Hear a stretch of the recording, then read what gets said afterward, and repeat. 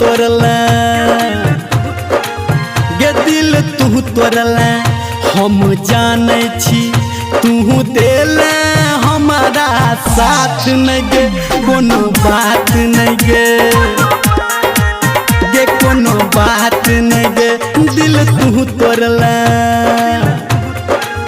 गे दिल तू तोड़ला हम जाने छी तू देला हमारा साथ नहीं गे कोनो बात नहीं गे कोनो बात नहीं गे। अभी आप सुन रहे हैं धर्मेंद्र निर्मलिया को। डीजे राम भरोस चौपाल कालिकापुर। डीजे राम भरोस चौपाल कालिकापुर।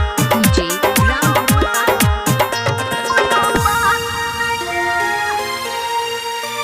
हम प्यार तोरा जब केलो नैन से नैन लड़े लागे हम प्यार तोरा से जब केलो नैन से नैन लड़े लागे बड़ सपना देखा के जान हमारा से नजर से नजर जोड़े लागे गे दुख हम सहलों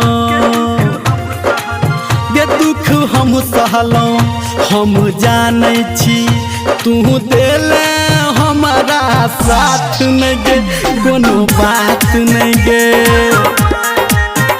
कोनो बात नहीं गे। माँ गायत्री रिकॉर्डिंग स्टूडियो मधेपुर चूड़ी बाजार।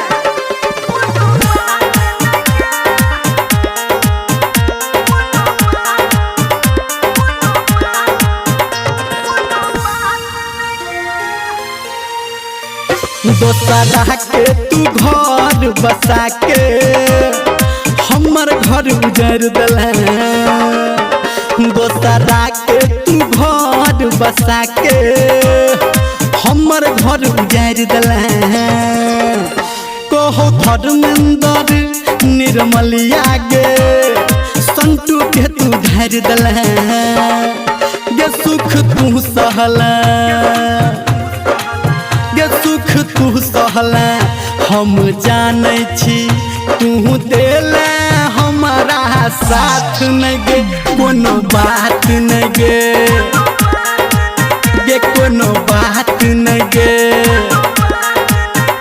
कोनो बात नहीं गे कोनो बात नहीं गे। डीजे राम भरोस चौपाल कालिकापुर।